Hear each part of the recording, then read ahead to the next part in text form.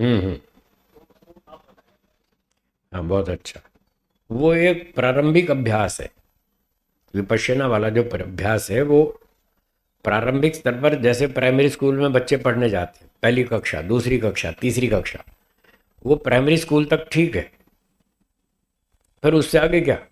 क्या 3 class pass करके पढ़ाई पूरी हो गई? आगे का सिलेबस वो कुछ नहीं है उनके पास। हाँ, फिर आगे का ये है जो महर्षि पतंजलि जी कह रहे हैं, आसन लगाओ, मन को एकाग्र करो, फिर ओम का जप करो, ईश्वर का ध्यान करो। विपश्यना में और प्रेक्षा ध्यान में ईश्वर तो कहीं है ही नहीं, तो फिर किसका ध्यान करेंगे? तो सांस में ध्यान करके बैठे रहो, इससे क्या होने वाला है? एक सज्जन विपश्यना में जाते थे, कई वर्षों तक जाते रहे, वो हमारे संपर्क में भी थे, तो हमारे यहाँ रोजड़ भी आते थे, 2-3 साल रहे भी हमारे पास, कुछ दर्शनों का भी अध्ययन किया। पर बुद्धि ज़्यादा सूक्ष्म नहीं थी, मोटी बुद्धि थी। तो उनको किसी ने कहा विपश्यना में जाओ, उसमें बहुत फ़ायदा है, तो वो चले गए। तो जाते रहे, कई शिविर अटेंड किए उन्होंने।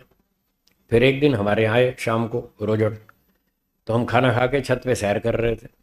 तो सैर करते करते मैंने पूछा, आप विपश्यना में जो जाते हैं, आपको इतना लाभ भी हो रहा है, जितना लाभ आपको हुआ, क्या इतना बाकी सब लोगों को हुआ जो आपके और शिविरार्थी थे, साथी? बोले नहीं, औरों को नहीं हुआ। तो मैंने कहा उनको क्यों नहीं हुआ, आपको क्यों हुआ?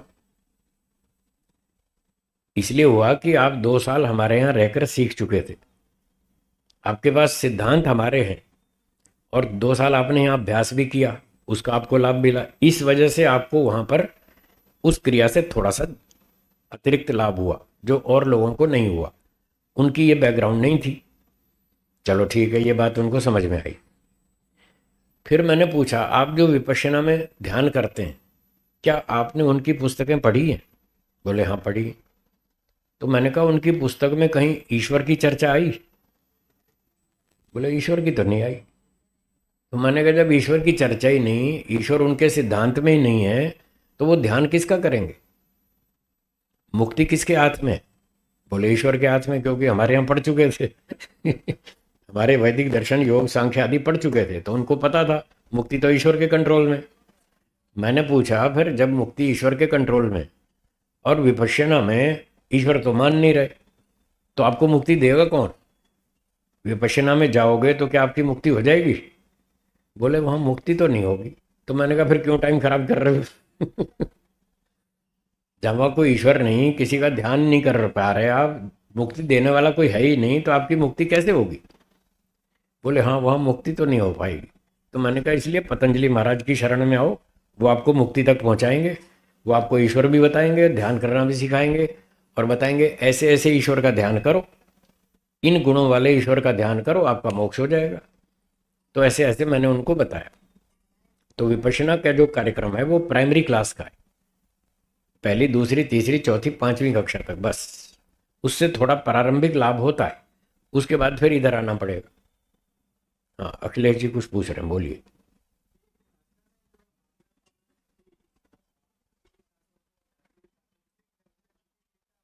आती है, थोड़ी थोड़ी आती है, मैंने बताया ना, मनोविज्ञान है। आप 10 जगह से मन को हटाकर एक चीज में लगाइए, आपका मन एकाग्र होगा। और वो 1000 तरीके हो सकते हैं, उनमें से एक तरीका उन्होंने श्वास का पकड़ लिया। अब मैं दूसरा बताता हूँ आपको। आप 1 से लेकर 100 तक गिनती गिनना शुरू कर दीजिए अपने मन में, आंख बंद करके। 1, 2, 3, 4, 5, 6, आपका मन एकाग्र हो जाएगा। ऐसे 1000 तरीके, कहीं से भी आप मन को टिका सकते हैं। पर ये प्राइमरी प्रैक्टिस है, प्रारंभिक स्तर का अभ्यास है, पहली, दूसरी, तीसरी क्लास का।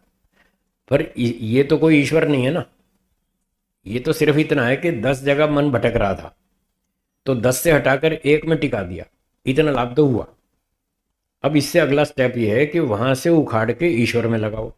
अब वो कोई सिखाता नहीं, क्योंकि ये लोग जानते नहीं ईश्वर क्या है, सिद्धांत में भी नहीं मानते, वैसे भी नहीं स्वीकार करते। तो इसलिए वहां पर थोड़ा सा लाभ होगा बस, आगे फिर रास्ता बंद, क्लोज, रोड क्लोज। जी।